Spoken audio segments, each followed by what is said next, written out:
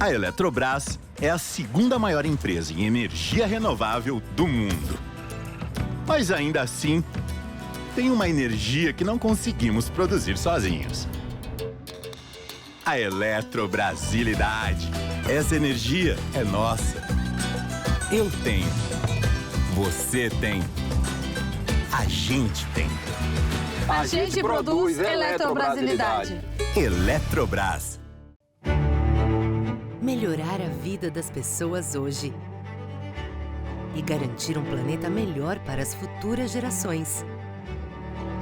Nosso compromisso é transformar a realidade, gerando impacto positivo no meio ambiente e na sociedade por futuros mais azuis. Isso é prosperidade compartilhada. Esse é o nosso legado. A EGEA, nossa natureza, movimenta a vida. A CPFL faz 110 anos. Uma boa hora de falar do futuro. Soluções que salvam vidas. Iniciativas que melhoram o ensino, mobilidade elétrica, energias renováveis. Tudo isso a gente já faz hoje. Então, como será a CPFL com 220 anos? A resposta é que vamos continuar investindo no seu futuro. Faça planos. Sonhe. A CPFL vai estar com você. CPFL 110 anos. Prontos para os 220. Conheça a Algar Telecom, uma empresa com atendimento especializado em MPE e estrutura robusta como você nunca viu. São 68 anos de mercado, 4.000 colaboradores e 1,3 milhão de clientes em mais de 350 localidades, em 16 estados e no Distrito Federal. Com a Algar Telecom, sua empresa tem acesso aos serviços mais inovadores, com um atendimento próximo, sempre junto. Quer entender o que a Algar pode fazer pelo seu negócio? É só chamar Algar Telecom, sempre junto da sua empresa. Olá a todos e a todas, é um prazer estar aqui mais uma vez apresentando um painel do mês do SG da Exame. Junho é sempre o mês do SG aqui na Exame e hoje eu tenho o prazer e a honra de convidar uma das inspirações que eu tive para entrar nessa carreira no SG, uma das inspirações que eu tenho até hoje, que é o professor Raj Sisodia, professor hoje da Universidade de Monterrey, no México. Ele que é um dos criadores, dos fundadores do movimento Capitalismo Consciente, também é um grande estudioso do ESG e especialmente ele traz uma visão das empresas por um lado muito mais humano, por um lado das relações entre as pessoas, e ele propõe diversas mudanças, não só nas empresas, mas especialmente nas lideranças, para que os negócios se tornem mais humanos e os negócios se tornem com maior impacto positivo para a sociedade, que gerem valor para todos e também que sejam mais lucrativos, que afinal, sem lucro não há empresas. Então, eu vou agora falar em inglês com o Raj e acompanhe sua apresentação, que geralmente muda a visão e muda a vida de muitas pessoas. Hi Raj, nice to have you here and it's a pleasure to talk to you again. And I just want to say that you were an inspiration to me when I met you for the first time. I think it was 2011 or 2012. You were here with. A while. Yeah, it was a bit while. You were here in Brazil for a series of lectures, and I had the opportunity to interview you, and this changed my career. So, please, you have the floor.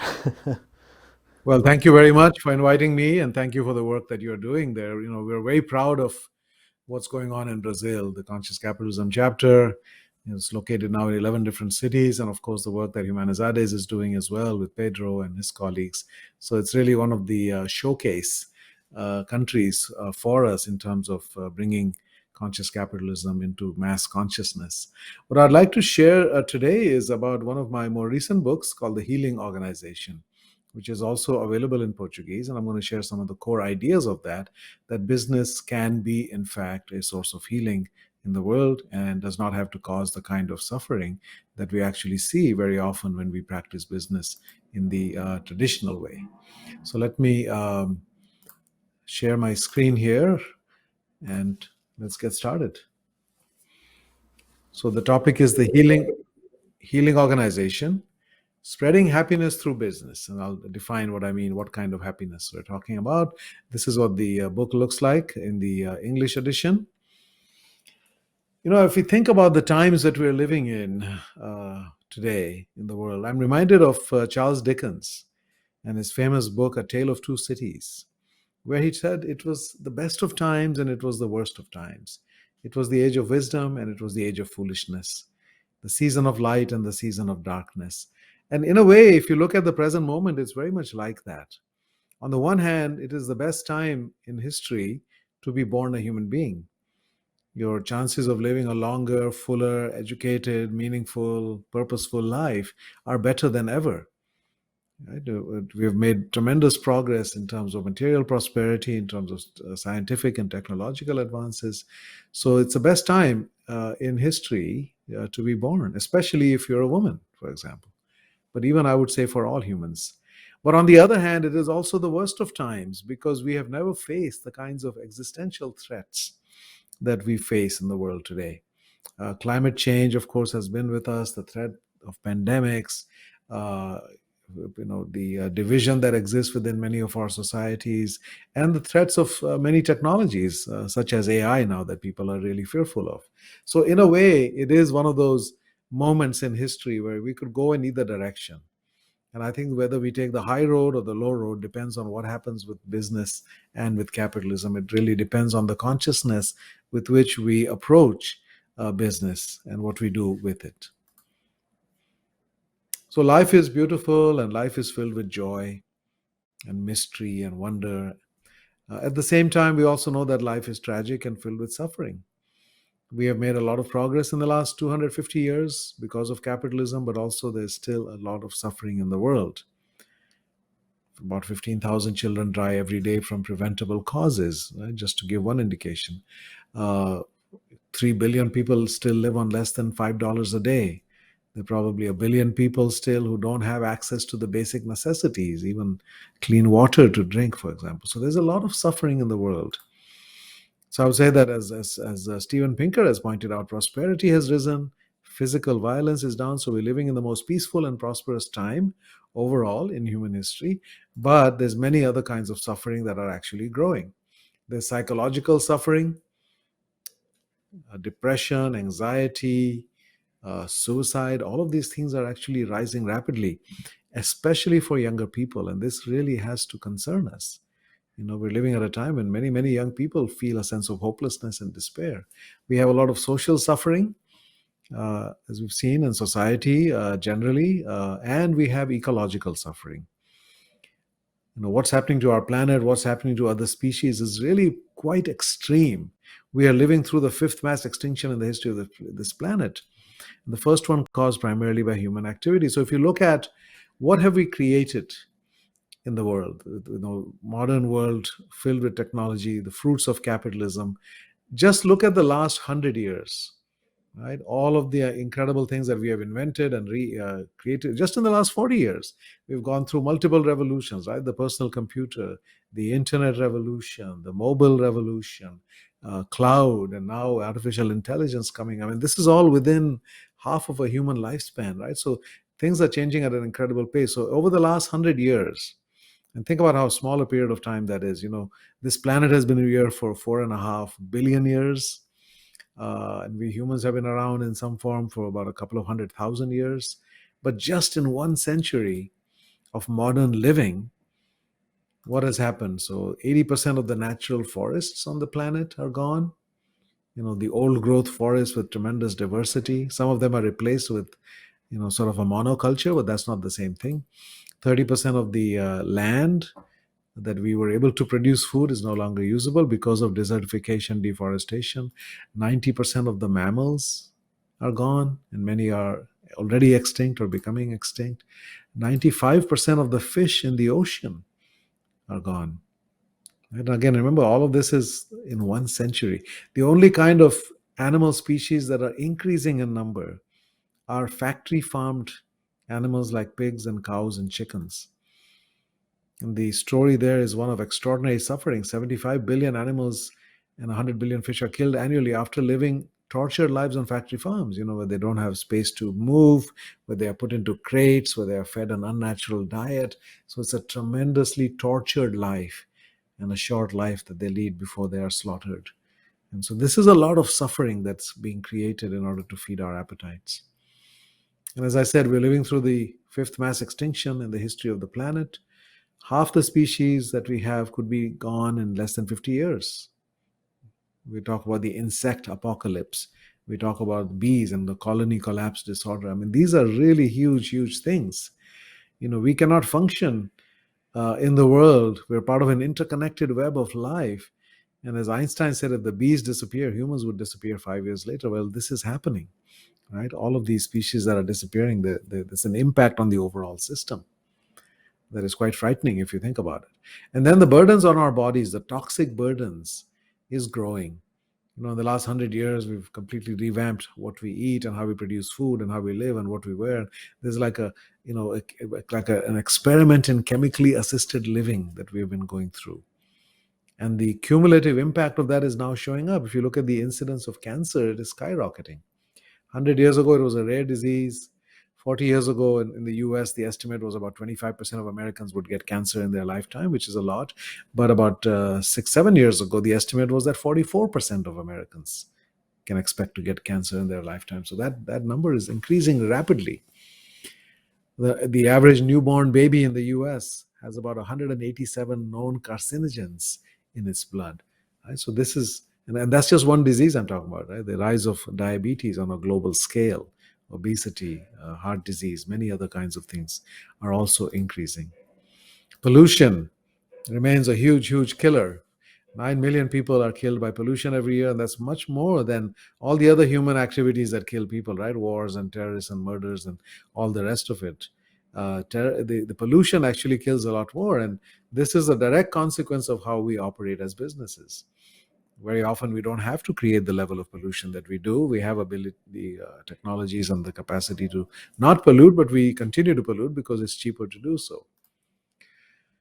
And of course, we're causing massive environmental damage to the overall system, the very ecosystem that gives us life. We are the first species and the only species rather on the planet that is destroying its own habitat to the tune of trillions of dollars a year. And then that ecosystem is less capable of then producing all the abundance, that we take for granted. So I would say that there's a lot of suffering in the world, and when there's a lot of suffering, the only response to that suffering is healing. And I believe we need healing at every level. We need to heal ourselves as individuals. We have tremendous trauma and wounds that we're all carrying. Our families have trauma, and our communities are very, very divided.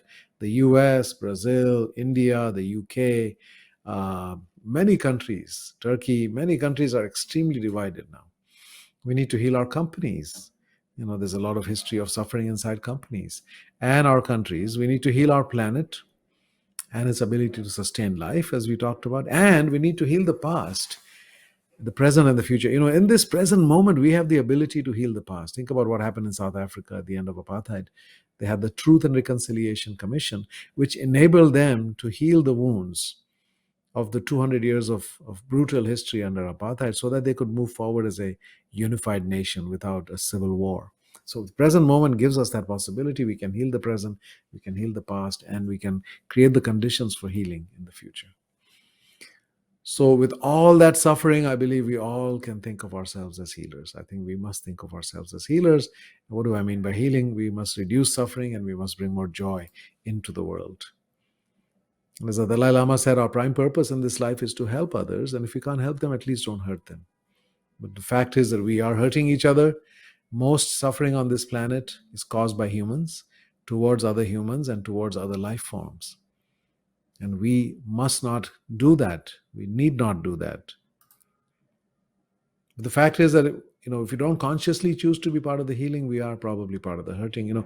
Very few people wake up, unless they're a psychopath or a sociopath, who wake up intending to cause suffering. Most people are just trying to do their work. But if we don't do it mindfully, if we're not aware of the consequences, we will end up causing suffering as a result.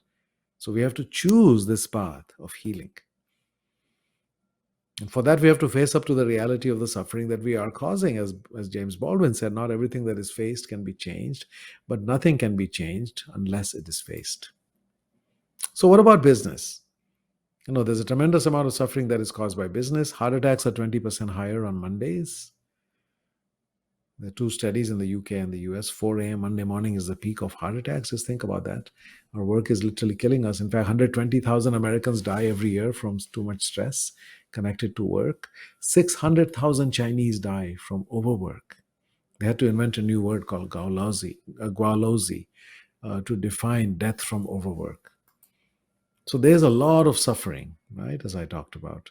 And we have to change that. And the irony is that even our healing professions, doctors, nurses, veterinarians, have higher rates of depression and drug addiction and suicide than the overall population. These are people who are doing noble work. They're living their purpose. They're literally saving other people's lives. And yet they themselves are suffering. It just shows that the way we run our businesses and the way we lead and manage and organize is not working. So the way we work isn't working. And that's showing up in all these different ways. We are causing unnecessary suffering because of the way we're working and in pursuit of business success. And I would say that we don't need to do that. It doesn't have to be this way. You don't have to hurt people. We don't have to kill people to make money. In fact, we can run our businesses to reduce suffering and increase joy in their lives, and run very, very successful businesses at the same time. So this is not about saying that we need more healing businesses, that we need more yoga places and retreat centers and massage and those kinds of explicitly healing acts. This is saying that business itself should be thought about as a healing activity. What does that mean? When you meet somebody's needs, real needs, with genuine care and concern, you're going to heal them. Right? They need food, you give them food with love, you're going to heal them. They need shelter, so when we provide those things through a business, remember, in a free society, governments don't take care of us. Businesses are given the opportunity to serve us. And when we do that, as I said, with genuine care, we heal. But if I end up using you to make money for myself, if that's my mindset in business, then I'm going to cause suffering. I'm going to sell you things that you don't need, that are going to make your health worse. I'm going to create working conditions that are going to cause you stress and suffering and burnout and impact you or family's well-being as well. Right? So again, when we think about business as this act of service, of human beings taking care of other human beings, and I believe that's why we're here. And we're here to take care of each other and to evolve ourselves. We're here to give and to grow. And business is a way we do that at scale, and that becomes a healing act by definition.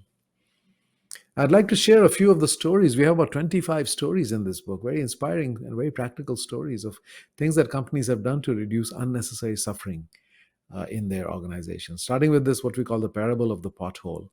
Pothole is something you hear driving along on the highway and suddenly there's an unexpected hole in the road.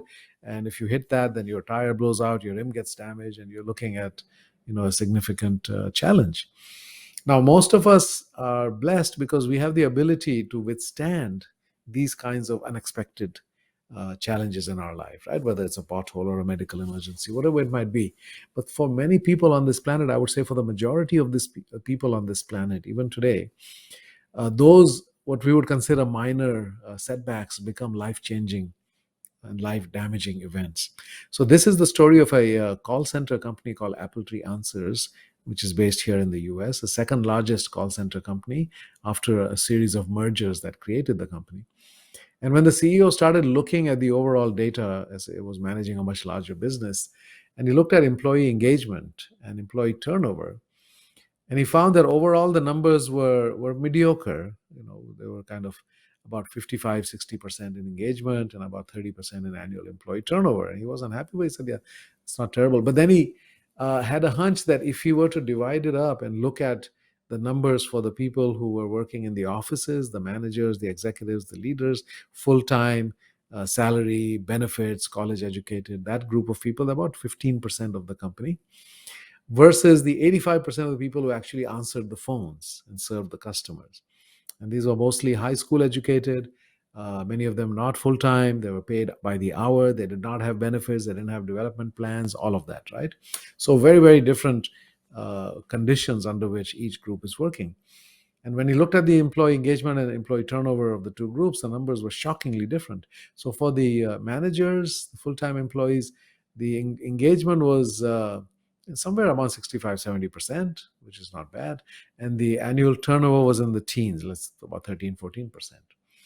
Right? So not bad compared to overall averages out there. But when he looked at the hourly workers, he found that the engagement was only about 12%, and the annual turnover was over 100%, about 118%.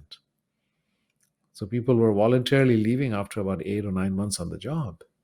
He said, wow, why is it that people are turning over at such a high rate? And started asking them, what can we do to make your life better at work? The first thing they told him, well, these chairs are terrible. We get a backache at the end of every day. So I had no idea. So we were going to replace all the chairs. Right? So they did simple things like that to make a difference. But they soon ran into the reality that people who work at that level and get paid that little have very, very difficult lives financially.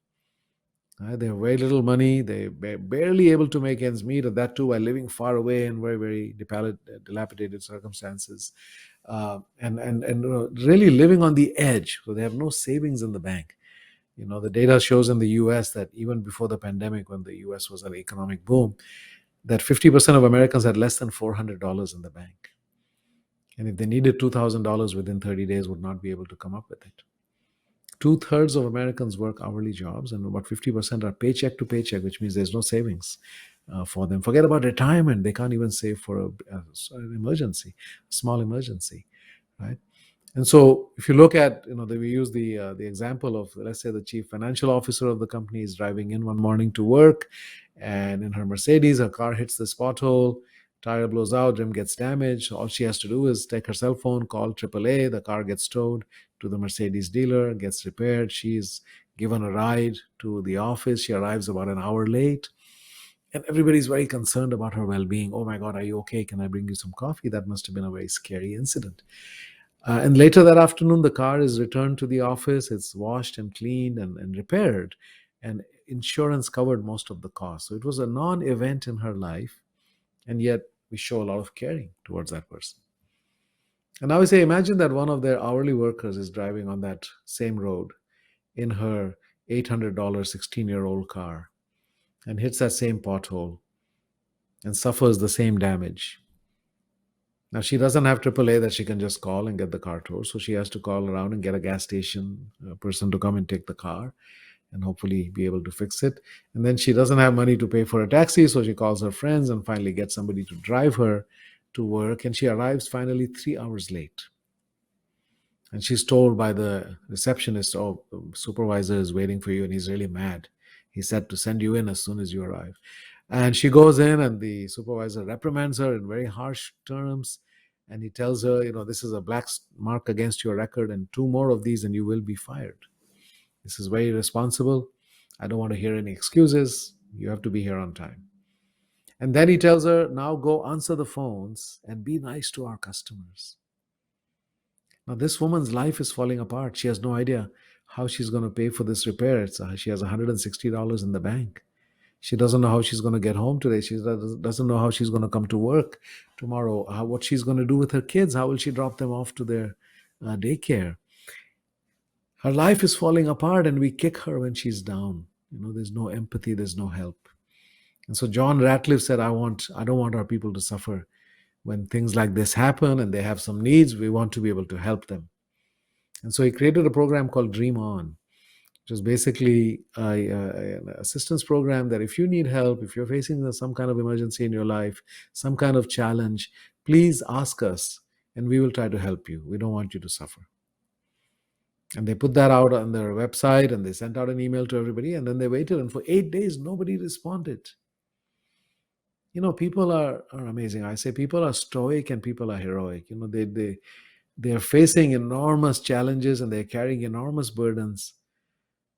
And yet they continue to do their work and they show up. If you could see a thought bubble over the head of everybody you meet in your company and understand what's really going on in their life, it would break your heart every day.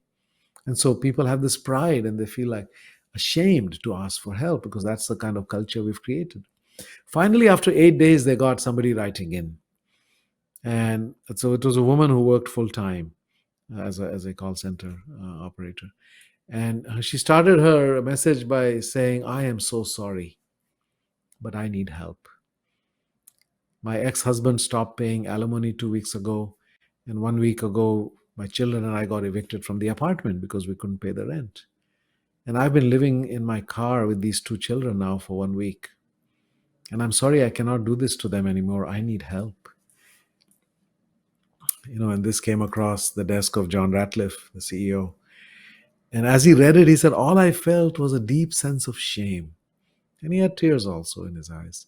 He said, "What kind of a leader am I and what kind of a company have I created where somebody, a human being who's a full-time employee and a mother, is homeless for a week before she can ask for help? And we're telling people to ask for help." So they reached out to her that same day and they got her into a hotel that night. And then within a week, helped her find another apartment. They helped her to furnish it. They helped her with the first month and the last month and the 1 month security deposit, 3 months of rent, which for many people is almost impossible to do. And they got her settled, and then they told her, "We can keep this private, just to protect your privacy. We can keep this confidential. We don't have to tell anybody." And she said, "Nobody has ever done anything this kind for me in my entire life. I'm telling everybody I know." And she did, and everybody found out. And before you know it, the floodgates opened, and so many people came forward with their own stories of suffering. Other people were homeless. Many other things were going on in their lives. And the company, one by one, helped each and every one of those employees and their families. And the culture started to change dramatically, and that employee turnover number started to drop. So you fast forward 2 years, the 118% employee turnover went down to about 16%. And the industry average, by the way, was 160%.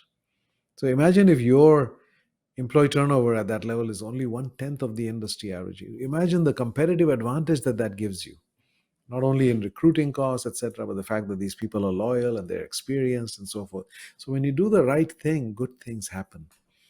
And it's important to, however, say we do the right things because it is the right thing to do, not because you think, okay, this will result in better business outcomes. You have to do the right things for the right reasons, and then the business outcomes usually follow. A second category of stories we have here about challenging industry norms. Every industry has some standard operating practices. This is how we do things in retail, in airlines, in consulting, and many of them cause unnecessary suffering for the people who work there. And so this is a story of JBN Consulting, which was started by 3 consultants who worked at Accenture. And they were very successful and very good at what they did, and they loved their work when they first started. And all the travel and the accumulating frequent flyer miles and airline, all of that was great. And then they got married, and now it started to feel a little heavy. You're away from your partner for so long. And then when they started to think about having children, it became even more like, how is this going to work? In consulting, we are gone from Sunday night to Friday night on most weeks at the client site, and that's just how it works. How are we going to ever see our children? On the weekend, we'll be busy, right? And our children will grow up not even knowing us. We won't know them and they won't know us. And they said, that's too high a price to pay. And so they created a different kind of consulting firm. And the number one rule was you don't have to travel for work. Okay, you can stay right here in Atlanta, and all the clients are local, so you can be with your children every night and have dinner with them and coach their little league team and be involved in the community. Because they said the children of our employees are stakeholders too. They are stakeholders in our business, just like you are as employees. And in fact, families rate the company every year to see how the company is doing for the family, right? And this made an enormous change in the quality of life for the people who work there, for their spouses, and for their children. And now this little company in Atlanta, Georgia, has 3 of the top 20 consultants in the US working for them, because they broke this trade-off that other consulting firms weren't willing to. And when they started experiencing a lot of interest and demand in other cities, like Dallas, Chicago, and Charlotte, they opened new offices in those cities and hired local people. so that, again, nobody has to travel. So it's a huge, huge factor, a small change that makes an enormous difference in the lives of our employees. So what are some of the stupid rules and the practices and norms that we have that don't add value and, in fact, cause a lot of suffering? We have a lot of stories in there about healing communities and the planet. We have HEB, the Texas grocery retailer. We have DTE Energy, which was the electric utility around Detroit, which had suffered greatly in the financial crisis, and there was a recession and almost a depression going on in the Detroit area. DTE turned its business around by applying a lot of the conscious business principles. And then one of their employees stood up at a meeting with a small group of employees were meeting with the CEO and said, we're doing okay now, and thank you for not. He had a no layoff policy. Everybody was laying off people. DTE did not lay off anybody. She said, thank you for doing that, but a lot of our friends are getting laid off, and a lot of other people are hurting. Our entire region is hurting. So DTE then got involved in bringing together the business community to help heal the entire region. And the business leaders took responsibility for different aspects of what needed to change in the community, and made an enormous difference working together with the mayor's office to really revive the economy around Detroit. FIFCO is a Costa Rican company that has done many incredible things in the 20 years that Ramon Mendiola Sanchez has been their leader, and really have gone from a company that had many negative footprints on society, whether it's obesity or alcohol abuse, because they sell beer and soft drinks, and also the solid waste and the water and the carbon and all of these things. And one by one, Ramon has worked not only to neutralize those negative effects, but actually to move to positive. Right? So if you look in all of these areas from negative to neutral to positive, and they've done that, and they have the world's first water positive beer, for example, Imperial beer, that is being sold there. Right? So having a net positive impact on the environment, talk about ESG, on the environment, on society, on public health indicators. They change drinking habits to get people away from binge drinking. They also reformulated their soft drinks and reduced sugar by 50%. To address the obesity crisis that is huge all across the world, especially in Central and South America. The next category I'll share is what I call social sadness. Every society has certain things about it that are very positive, and certain other things that are really, really painful and cause a lot of suffering. In India, for example, there's the caste system that really creates huge amounts of suffering for the people who are in those so-called lower castes, and some of whom are considered untouchable. I mean, it's just unimaginable what their life is like. In the US, the criminal justice system is one of the biggest sources of social sadness. It's one of the most unfair and draconian systems in the world. There's a higher percentage and absolute number of Americans in prison or having a criminal record than any other country in the world. 70 million Americans have a criminal record today. The same number that have a college degree. Think about that. And what happens when you have a criminal record, which means you were once found guilty of a crime and you either went to jail or paid a fine. When you try to apply for a job for the rest of your life, there's a box there that says, have you ever been convicted or found guilty of a crime? And if you check that box, and most of those jobs don't want you. The doors are closed in your face. And therefore, the people who paid their dues, very often they were punished disproportionately, sometimes sent away for 20 years for possessing a minor amount of marijuana, for example, because of these draconian laws. And now they're trying to rebuild their life and nobody will hire them. And then end up getting caught back in that illegal activity, whatever it might have been, because they're just trying to survive. So this is a story of a company called Greyston Bakery that was started by a Zen master named Bernie Glassman. And he lived in a county, Yonkers County, outside of New York, one of the richest counties in the US, and yet one of the highest levels of homelessness.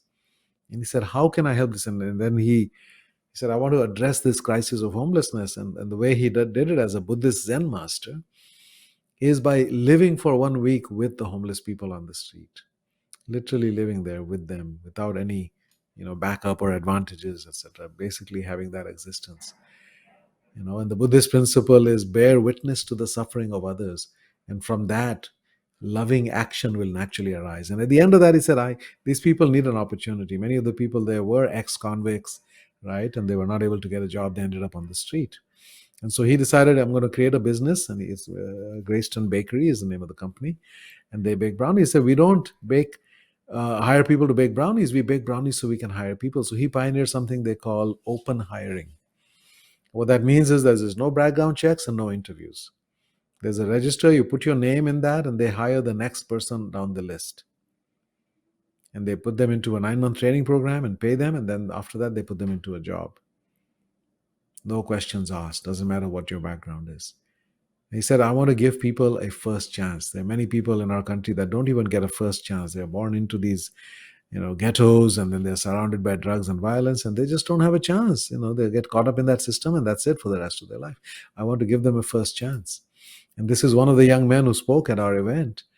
And he said, if it was not for Greystone, I would be dead or back in jail. So I've been in jail 3 times, last time for 3 years. Every time I come out, I look for a job. Nobody wants to give me a job. I end up back on the street corner, to make some money. This time I found Greystone, and now I have a daughter, I have an apartment. He's a training supervisor, makes $65,000 a year. So they gave me my life. And this is the power of a healing business. These are all for-profit businesses, by the way, in this book, not non-profits.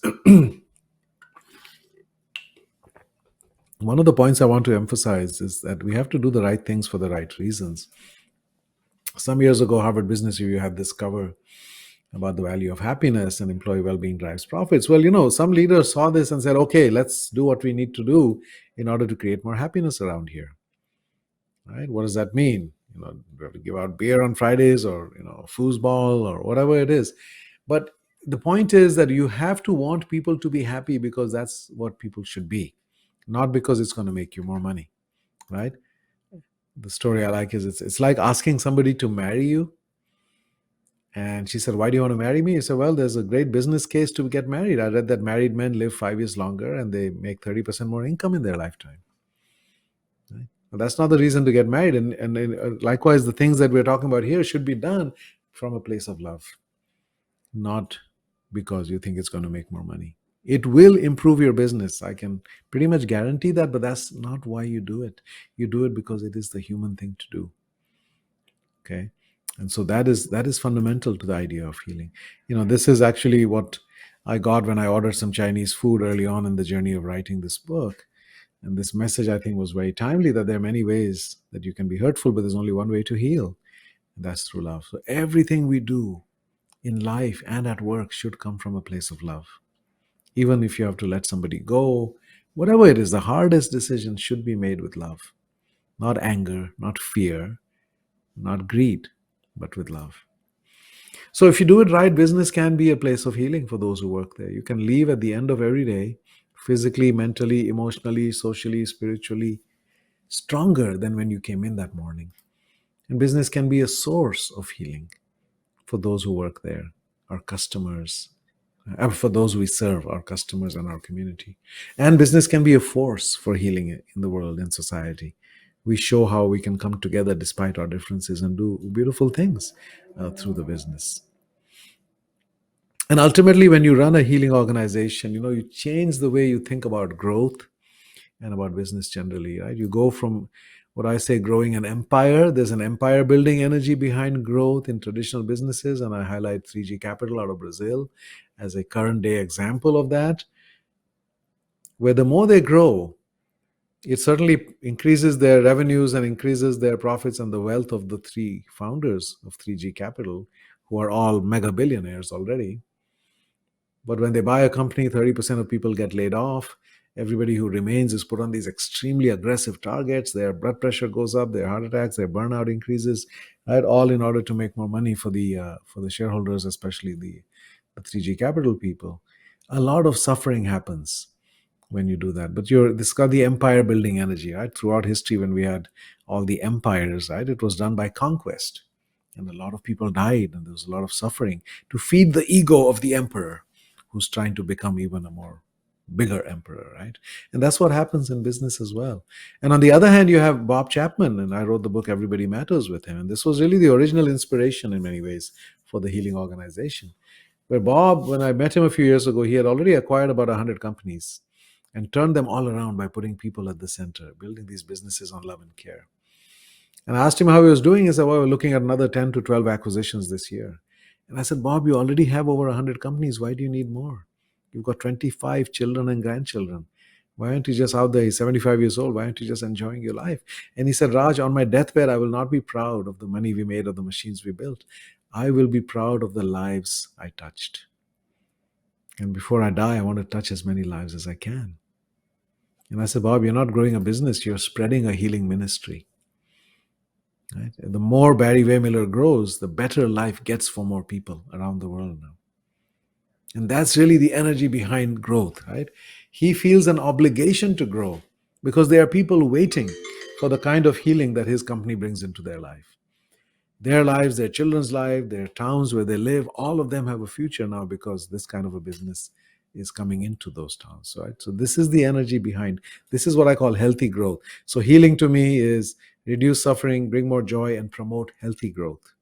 Not compulsion to grow, but an obligation to grow because you are creating so much good in the world. And whether we are healing or hurting as a business in the world, it depends on the leaders. The consciousness of the leader really is the impact that the company will have depends on the consciousness of the leader. And you cannot be a healing leader if you don't work on your own healing. And this is the theme, one of the themes of my new book, Awaken, the Path to Purpose, Inner Peace and Healing. How do we heal ourselves so that we can then become a force for healing in the world and for the people that we love and lead?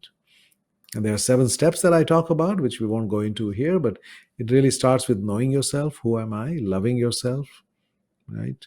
Most people in this world actually hate themselves, and that's why they inflict so much pain on others. Being yourself, living into your own essence, your qualities, choosing your life, everything that happened to you, so that you can use it to grow and serve. And then expressing yourself into the world, becoming whole, integrating the masculine and feminine, and then healing your wounds and traumas. Those are the steps. Ultimately, the final message from me, we need to create more healing and unleash healing in companies and organizations by releasing 2 things that have been hidden away in the corporate closet. One is unexpressed love. Most cultures don't really encourage people to show their caring side. Right? It's all about the numbers and KPIs. And also the suffering that is silent. People don't share their challenges and what they need, right?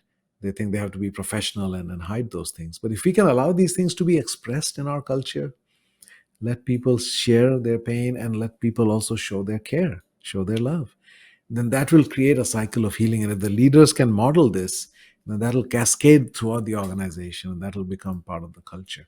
And then if we do that, we can change our workplaces from places that feel like prisons for many people, right? You have to be there between these times and you have no freedom and then the work is kind of torturous. It can become a playground, a place of joy and camaraderie and togetherness and fun while you're getting even more work done, right? And I think that's the promise and the potential of creating a healing organization. It's very inspiring, and I just want, if I may, to ask one question.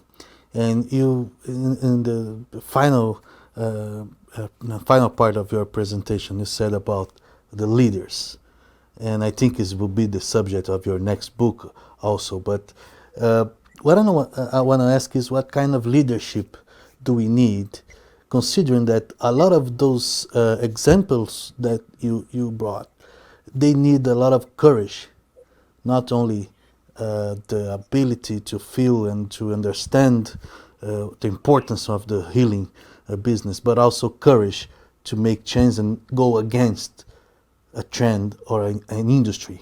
So what kind of leadership do we need for that? Yes, you've identified a key word. I think you say courage is the mother of all virtues, right? Because you can't have any of the other virtues without courage.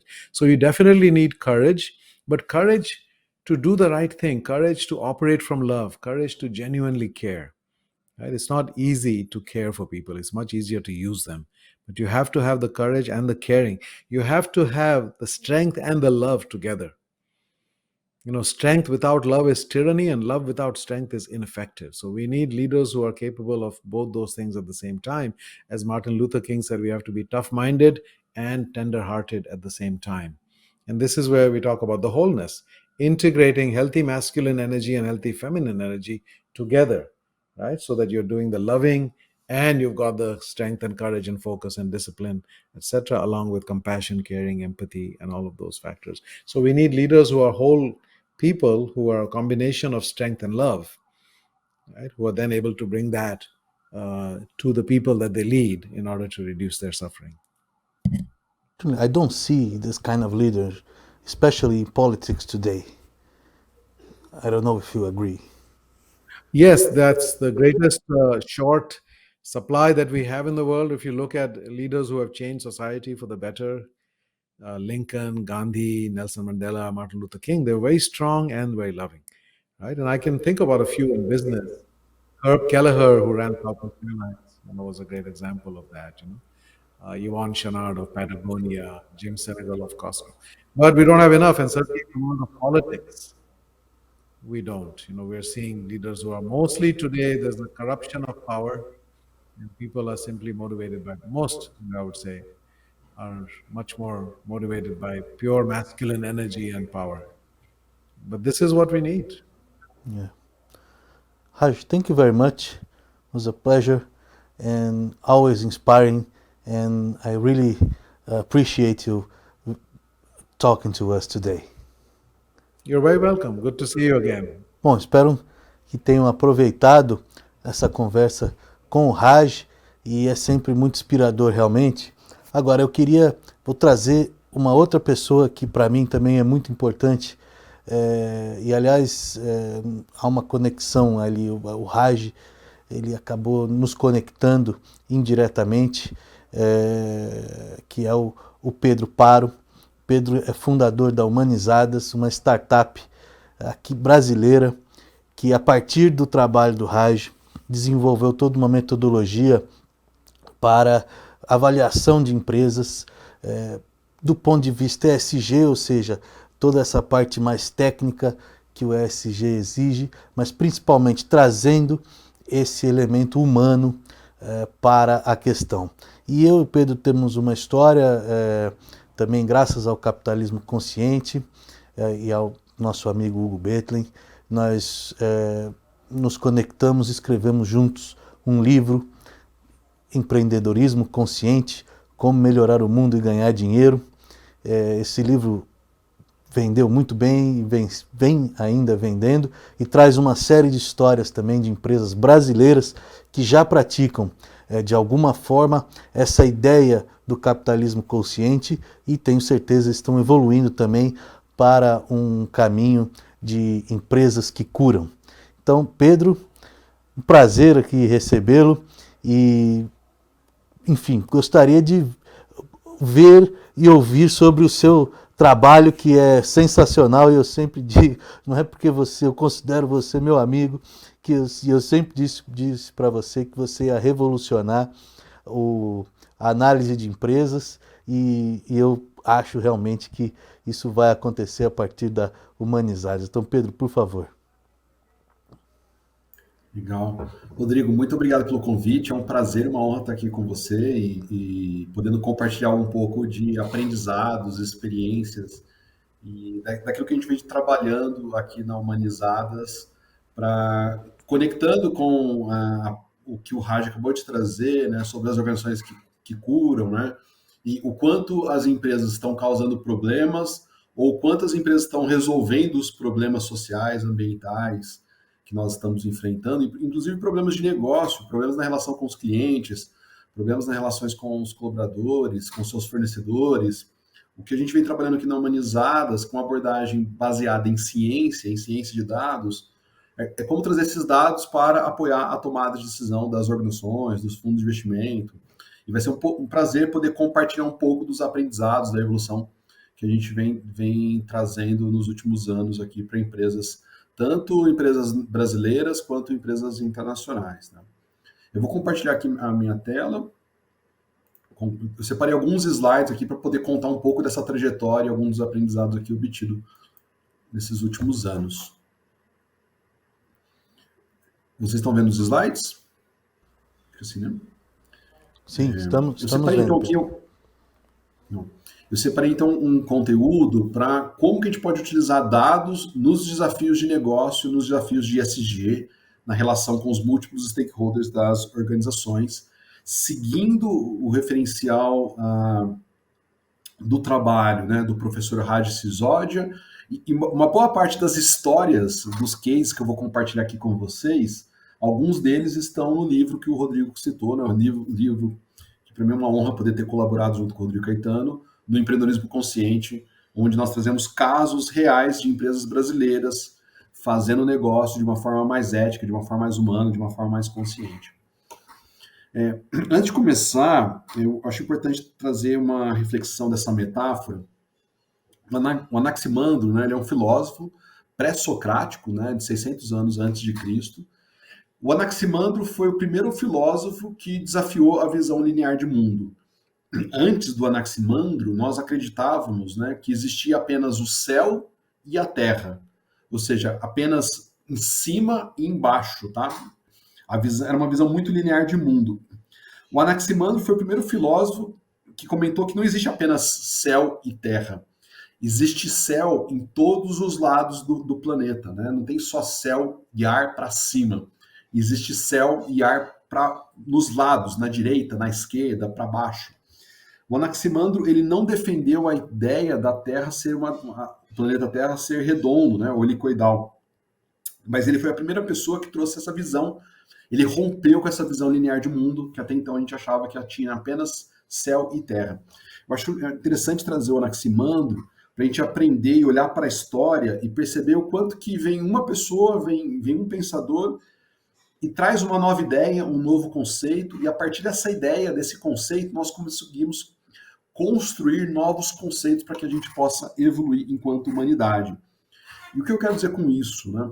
No século passado, quando a gente pensava os negócios, né? Negócio é negar o ócio, a ideia central dos negócios era apenas o lucro, como se existisse apenas o business as usual e dar retorno para os sócios, para os acionistas. Então, no século passado, na teoria dos shareholders, o objetivo de um negócio é maximizar o retorno para os sócios, para os acionistas. Não estou falando que gerar lucro, que gerar dinheiro não é bom, é excelente, né? Na Humanizadas, a gente atingiu o break-even da operação da Humanizadas no ano passado, e é excelente dar lucro, né?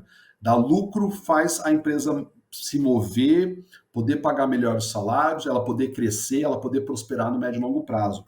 A grande provocação, a grande reflexão aqui é apenas isso? Não tem algo a mais nos negócios, né? Hoje em dia, fazer negócios, vai muito além do resultado financeiro.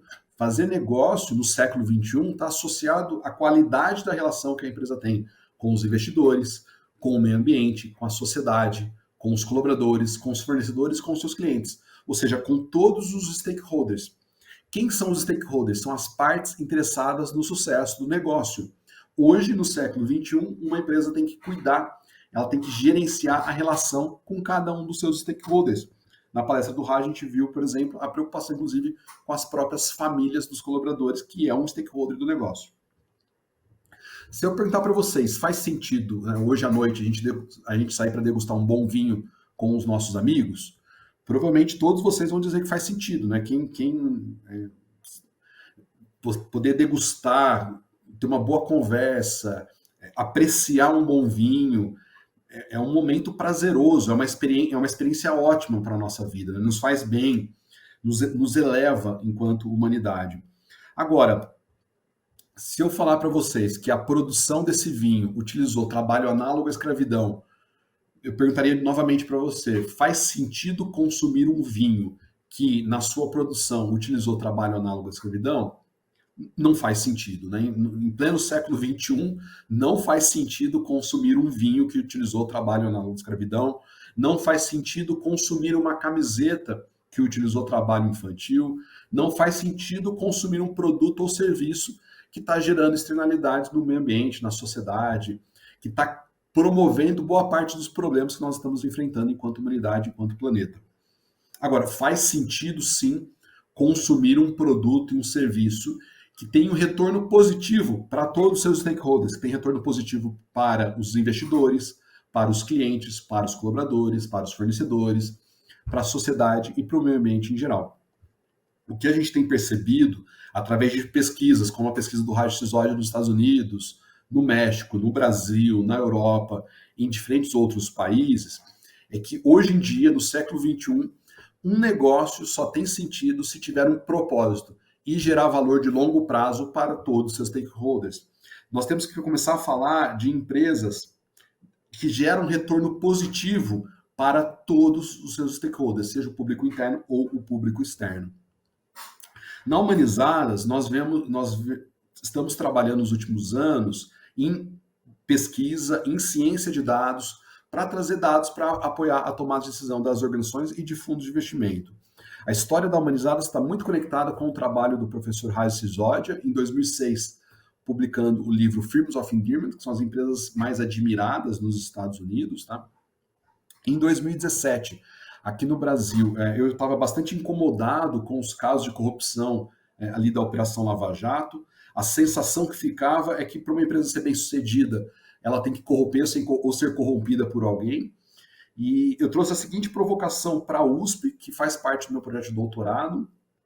Minha pergunta de pesquisa é: será que existem empresas mais éticas, mais humanas, mais conscientes, mais sustentáveis operando aqui no Brasil? Quem são essas empresas? Em 2019, junto com o Rodrigo Caetano, a gente publicou o livro Empreendedorismo Consciente, trazendo os primeiros cases, os primeiros exemplos, estudos de caso da pesquisa Humanizadas. Em 2020, nós fizemos uma spin-off do grupo de pesquisa da USP, transformando a Humanizadas numa empresa de inteligência de dados. De 2020 a 2021, conduzimos 2 rodadas de investimento em tecnologia e em metodologia que hoje as empresas no Brasil e fora estão utilizando para trazer dados sobre a visão dos seus stakeholders, sobre questões de ESG, para que as empresas possam estar melhorando e evoluindo na relação com cada público de interesse. Trazer alguns números da Humanizadas, que eu vou trazer alguns resultados e exemplos para vocês, tá? Nos últimos 3 anos, aqui no Brasil, nós avaliamos mais de 550 empresas seguindo a metodologia, os conceitos do capitalismo consciente, da abordagem do professor Raj Sisodia e de trabalhos do meu doutorado. Nomes como Natura, Magalu, ClearSale, Reserva, Arezo, Merco, Banco BV e diversas outras organizações. Nós também já avaliamos mais de 250 empresas internacionais, exemplos como a Disney, Starbucks, Microsoft, Nike e diversas outras.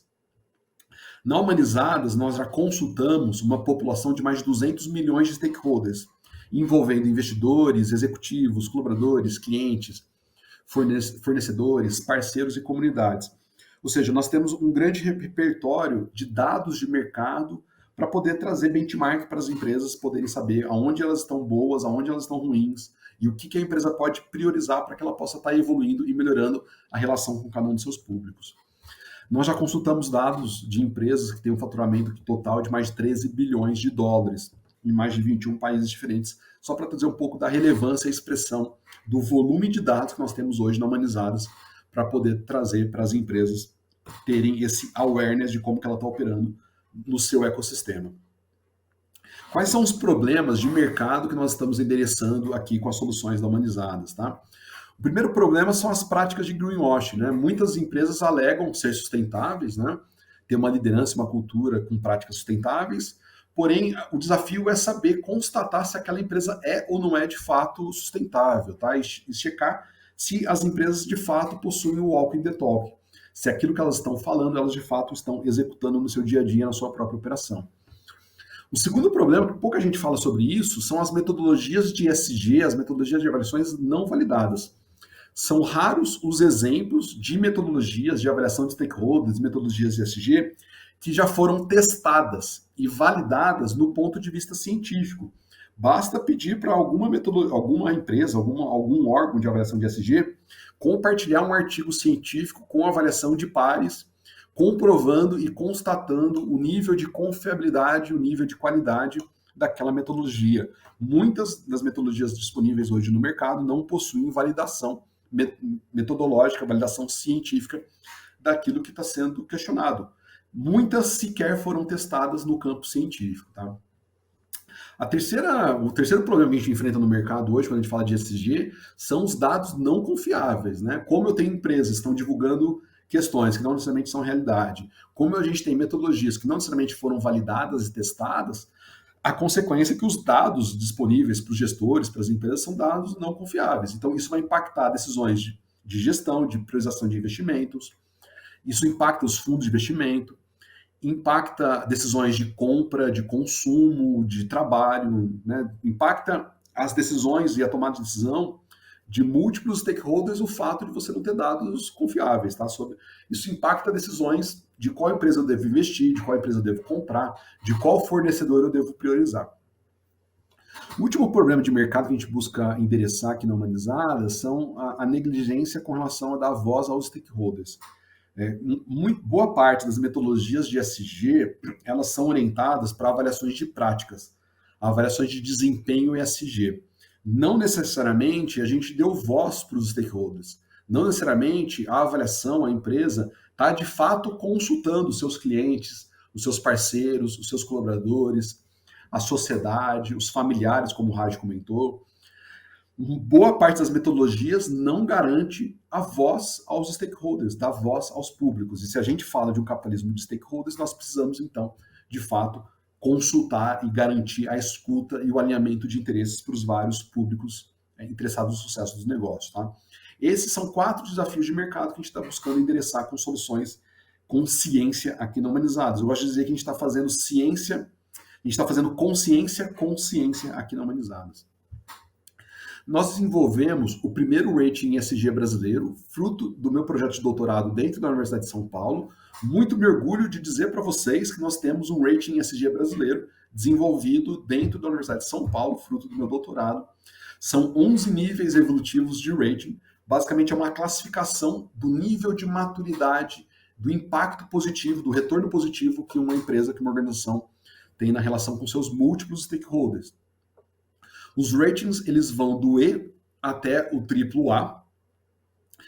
Podemos afirmar estatisticamente que se uma empresa, se uma organização está operando nos ratings mais baixos, nos ratings E, D e C, nós temos maior risco de impactos de externalidades no meio ambiente, temos maior risco de trabalho análogo à escravidão, maior risco de corrupção, de crimes contra a humanidade, de crimes contra direitos humanos, de trabalho infantil na sua cadeia de valor. Se uma empresa está operando nos ratings mais elevados, o índice de recomendação da Humanizadas é o BBB, o B3 para cima. Quando uma empresa está operando nos ratings mais elevados, ali nós temos maior probabilidade de impacto positivo na vida das pessoas, dos colaboradores, dos clientes, da sociedade. O nível de bem-estar é melhor, o nível de satisfação do cliente é maior, inclusive o retorno financeiro da empresa é maior. O lucro, a margem EBITDA é maior das empresas que estão operando nos ratings mais elevados. Eu gosto de dizer que é uma jornada que vai do ego para o eco, desde necessidades mais básicas até necessidades mais elevadas, e nessa jornada, nessa evolução de maturidade, consequentemente as empresas aumentam os seus resultados na relação com todos os seus públicos. Aqui eu gostaria de trazer um dado para vocês, comprovando, tá, que a gente tem aqui a melhor metodologia de avaliação de ESG do mercado.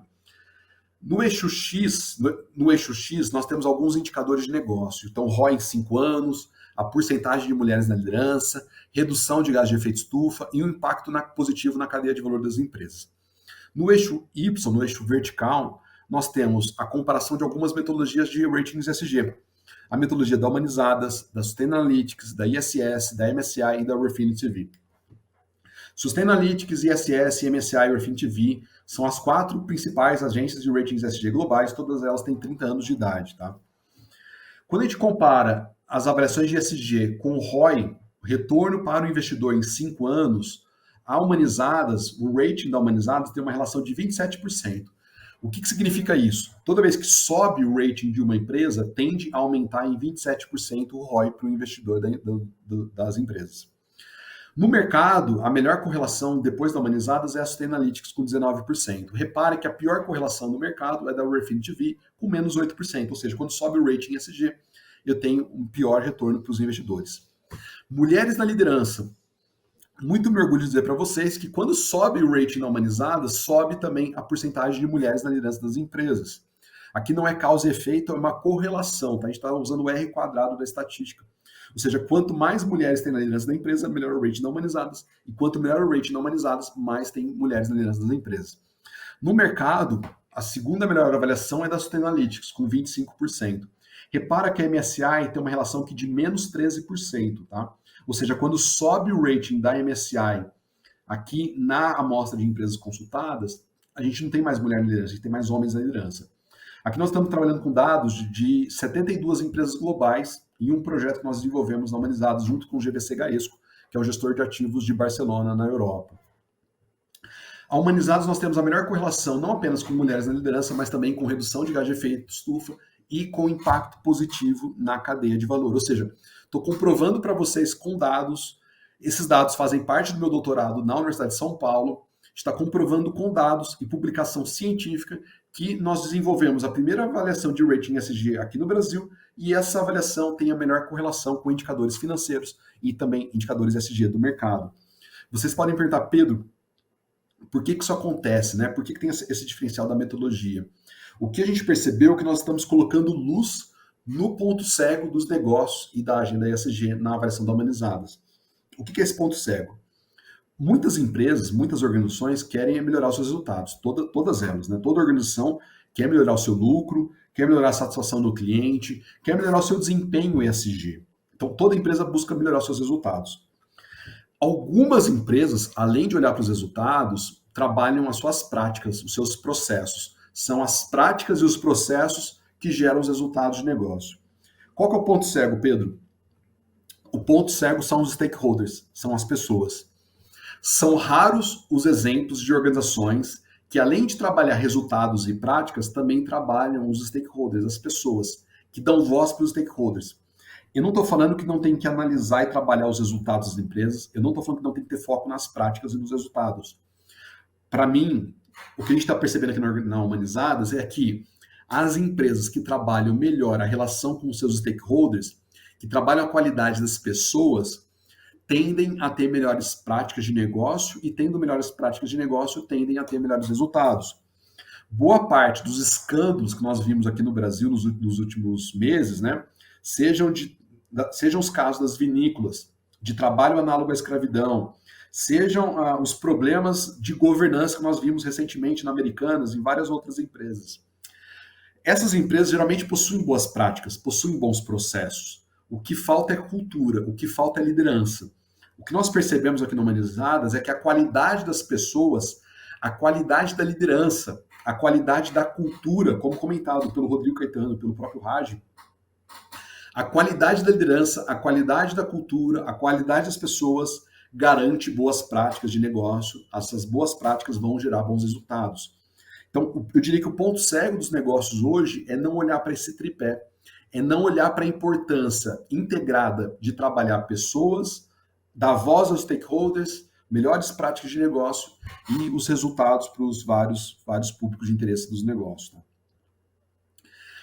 Exemplo de algumas empresas que trabalham hoje com Humanizadas aqui no Brasil, nós temos a Arezzo, o Banco BV, a Leão Alimentos, Grupo Jacto, Magalu, Merco, Zodiac, Okena, Reserva. Aqui tem exemplo de algumas empresas que fazem trabalhos com Humanizadas. Para mim, a grande beleza desse slide é a diversidade de negócio que a gente tem aqui, desde indústria de moda, Reserva e Arezzo, até empresas de tecnologia brasileiras como a ClearSale. O caso da ClearSale é comentado, por exemplo, no livro, junto com o Rodrigo Caetano, no livro Capitalismo Consciente, o caso da Reserva também. Tem um caso que eu acho importante trazer para vocês, que é o Apogeu. O Apogeu é uma rede de escolas no interior de Minas Gerais. Muito me orgulho de dizer para vocês que tem uma rede de escolas no interior do Brasil, anualmente fazendo avaliação de stakeholders e trabalhando a estratégia para que a escola seja melhor para todos os seus públicos. A escola consulta a visão dos alunos, dos professores, dos pais, dos colaboradores, do time administrativo, dos técnicos, dos funcionários, inclusive da sociedade. O Apogeu hoje realiza avaliações de stakeholders Humanizadas todos os anos, buscando ser melhor para todos os seus públicos. Não só o Apogeu, mas também a Leão Alimentos, empresa centenária, utiliza a avaliação de stakeholders da Humanizadas para estar se reinventando e estar evoluindo seus produtos, seus serviços, seus processos, seu modelo de negócio. Quais são os benefícios de quando a empresa começa a utilizar dados sobre a visão dos seus múltiplos stakeholders? Tá? O primeiro benefício que a empresa tem é ter benchmark de mercado. é saber como que eu estou operando versus os outros players do meu mercado, do meu setor. Seja um agronegócio, seja uma indústria, seja uma empresa de serviço ou uma empresa de tecnologia. As empresas, a partir dos dados da Humanizadas, elas conseguem ter benchmark de mercado. Segundo ponto, e esse para mim é o principal, a partir do momento que a empresa faz uma avaliação de stakeholders, ela consegue definir prioridades estratégicas.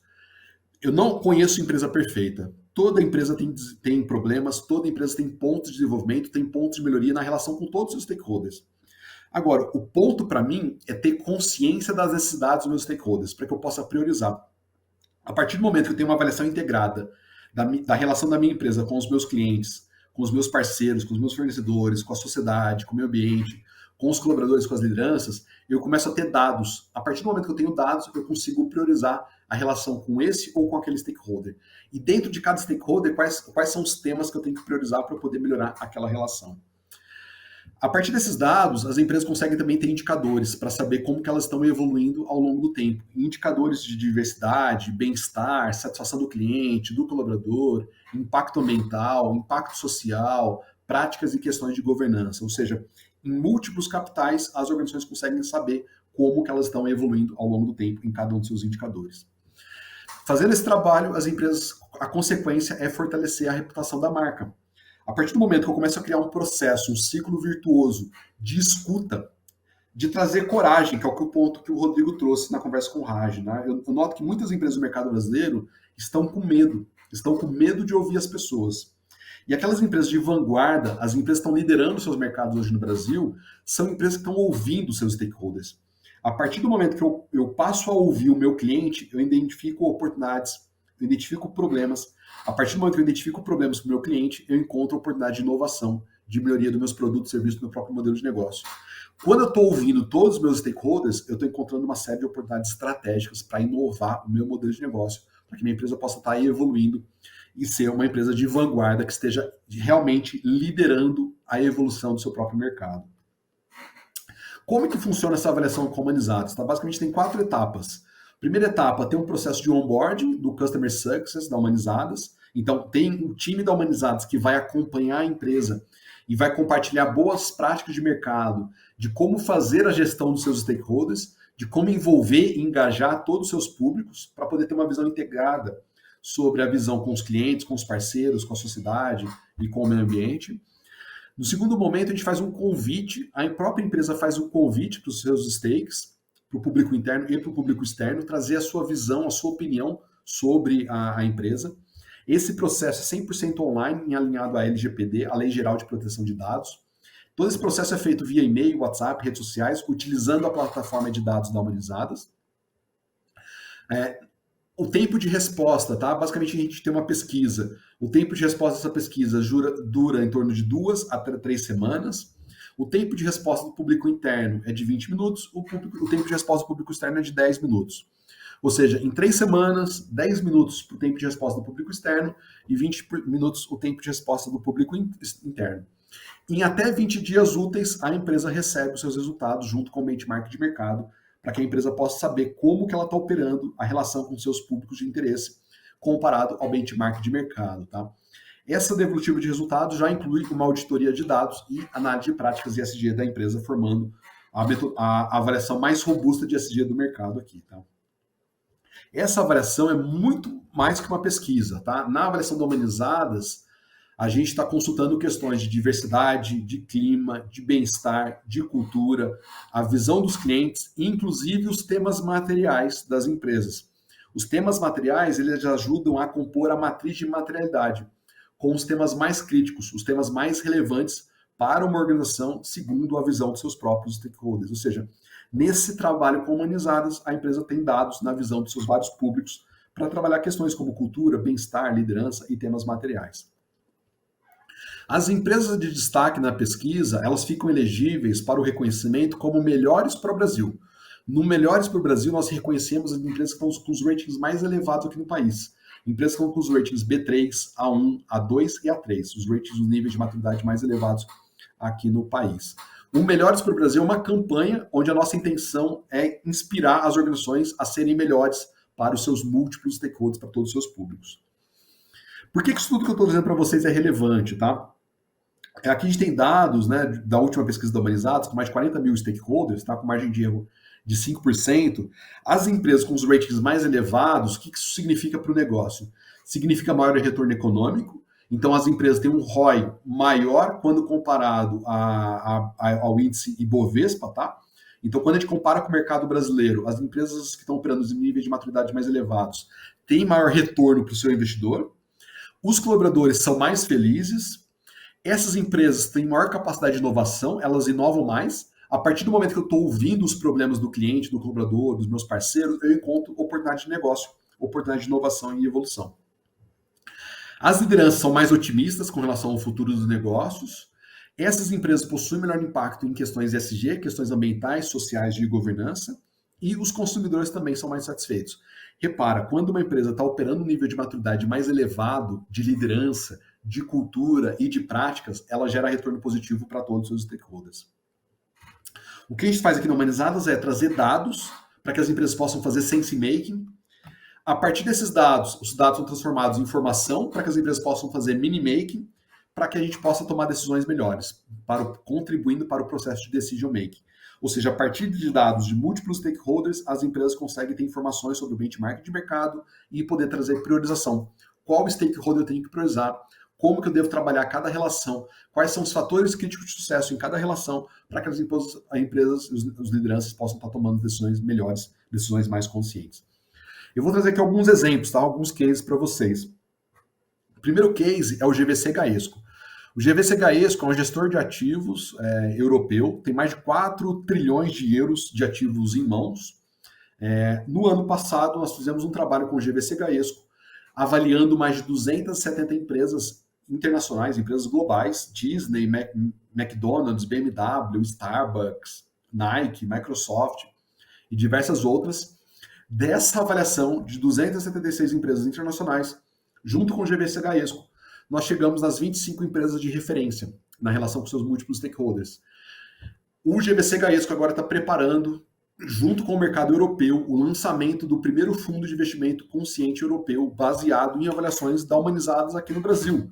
Muito me orgulho de dizer para vocês que quem está liderando o movimento ESG a nível global é a Europa. Tá? A Europa, principalmente Inglaterra e França, são os 2 países mais avançados com regulações, com questões ESG. Muito me orgulho de dizer para vocês que tem uma startup, uma empresa de diligência de dados aqui no Brasil, apoiando o fundo de investimento europeu na seleção de um portfólio de investimento a nível internacional. Segundo case é a Alkena. A Alkena é uma empresa B e a partir da avaliação de stakeholders aqui da Humanizadas, ela criou um squad multidisciplinar para priorizar as ações a partir de um olhar integrado às necessidades de todos os seus stakeholders. Que é algo mais estratégico do que um time multidisciplinar olhando para as necessidades dos seus stakeholders, priorizando ações e projetos. Depois de trabalhar a visão de múltiplos stakeholders humanizados, a Alkena, em um ano, ela melhorou em 83% o índice de desenvolvimento humano, ou seja, os colaboradores reportam que eles estão se desenvolvendo e evoluindo mais rápido. Ela melhorou em 33% o índice de satisfação dos seus colaboradores, aumentou em 17% o índice de percepção de ética e transparência do negócio com os seus vários stakes, e ela também melhorou em 95% a reputação da marca perante a sociedade. A sociedade olha para a Alkena e valoriza mais o trabalho e o serviço da própria Alkena. O outro caso é a Covetros. A Covetros é uma empresa multinacional. A Covetros ela adquiriu 4 empresas aqui no Brasil, e a partir da avaliação da Humanizadas, nós realizamos uma diligência cultural, avaliando os riscos na integração dessas 4 empresas com culturas diferentes. Tá? Ou seja, a partir de dados, na visão de múltiplos stakeholders, nós conseguimos mapear riscos e oportunidades de negócio para poder a Covetro saber se ela deve integrar ou não as suas operações aqui no Brasil. Um outro caso é o case da Special Dog. A Special Dog ela desenvolveu a matriz de maternidade com Humanizadas, ou seja, a partir da escuta de todos os stakeholders, tanto público interno quanto público externo, a Special Dog desenvolveu a matriz de maternidade, identificando os pontos mais críticos, os pontos prioritários para ela trabalhar na sua estratégia de sustentabilidade. O último caso que eu gostaria de compartilhar com vocês é o da Jacto. É um caso citado e compartilhado no livro Capitalismo Consciente, junto com o Rodrigo Caetano. A Jacto é uma empresa fundada pelo imigrante japonês, o Sr. Shunji Nishimura. A Jacto está na cidade de Pompeia, interior de São Paulo. A Jacto hoje é uma empresa familiar e hoje é uma empresa bilionária. Uma das maiores empresas do Brasil é o Grupo Jacto, um grupo de máquinas agrícolas. A Jacto, ela não apenas está gerando impacto e retorno positivo para o meio ambiente, para a sociedade e para os seus colaboradores, como a Jacto mudou uma cidade. Eu não sei se vocês já puderam visitar a cidade de Pompeia, mas na cidade de Pompeia, a Jacto criou uma série de institutos, de escolas. O caso da Jacto, para mim, comprova que uma empresa pode mudar uma cidade. E se uma empresa pode mudar uma cidade, muitas empresas podem mudar um país, podem transformar a humanidade. E é por isso que eu estou aqui conversando com vocês, é por isso que eu estou aqui trazendo dados de pesquisa para comprovar a tese de que sim, as empresas podem ser melhores para os seus stakeholders. Na verdade, o que a gente precisa é de líderes mais conscientes. Se a gente tiver líderes mais conscientes, operando no nível de maturidade mais elevado, essas pessoas vão elevar a maturidade de gestão das suas organizações, vão elevar a qualidade das suas culturas e, naturalmente, vão gerar maior retorno positivo para a sociedade e para o planeta. Então, pessoas operando no nível de maturidade mais elevado fazem organizações melhores, com nível de consciência mais elevado, para gerar impacto positivo na sociedade e no planeta. E aí, citando uma frase do Martin Luther King, citado pelo Raj, citado pelo Rodrigo Caetano, chega um momento em que a gente tem que tomar uma posição que não é nem segura, nem política e nem popular, mas que deve ser tomada porque a nossa consciência diz que isso é o certo a ser feito. Para mim, fazer o capitalismo de stakeholders, nutrir boas relações com os colaboradores, com os clientes, com os parceiros, com a sociedade, com o ambiente, é o certo a ser feito. E nós, Brasil, nós, organizações, nós, lideranças, precisamos fazer aquilo que é o certo no nosso dia a dia, na nossa organização. Aqui eu deixo meus contatos, meu e-mail, meu Instagram, meu LinkedIn. Peço para vocês compartilharem e acompanharem as minhas redes sociais e também as redes sociais da Humanizadas. E eu deixo um QR Code para vocês terem acesso a um artigo científico e aos slides que eu estou apresentando aqui para vocês poderem baixar, trazendo comprovação daquilo que a gente está demonstrando aqui na Humanizadas a partir de dados científicos. Pedro, muito legal. Sabe que eu tinha um medo quando a gente começou a escrever o livro, que era assim, poxa, eu vou falar dessas empresas, vou imprimir, né? Vou deixar lá para a eternidade, e aí depois, se as empresas fizerem alguma besteira, como é que a gente vai ficar? E é legal que já tem, né, desde 2019 e até hoje, todas as empresas lá eu escreveria de novo, né? E por outro lado, algumas empresas que eu lembro da gente falar, que você analisou, e você falava, essa empresa não dá. E hoje eu vi algumas dessas empresas realmente caindo aí em questões éticas, infelizmente, que não foram legais. Mas muito obrigado pela apresentação e muito legal esse seu trabalho, que eu realmente tenho orgulho também de ter colaborado com você ali no nosso livro. Boa, Rodrigo. Eu que agradeço a oportunidade, o espaço aqui de compartilhar aprendizados. Para mim, o conhecimento existe para ser compartilhado e obrigado pelo espaço que vocês estão trazendo, tá? Então, e para mim foi uma honra enorme poder publicar o livro com vocês. Acho que tem boas histórias ali. Acho que é o primeiro livro com histórias de empreendedorismo brasileiro. Para a gente não falar só dos cases. Acho que a gente fala muito dos cases americanos. A gente precisa começar a falar mais dos cases brasileiros. Tem muita empresa fazendo coisa aqui no Brasil. E tem dados e tem cases. Acho que essa união que humaniza também. Bom, chegamos ao fim de mais um painel. Espero que vocês tenham gostado. Continue ligado aqui na Exame, que nós temos aí na programação todo mês de junho. Você vai estar com a melhor programação ESG, muitos debates, muitas discussões, muitos assuntos bacanas para a gente ver se a gente melhora esse mundo. Tá certo? Muito obrigado e até a próxima.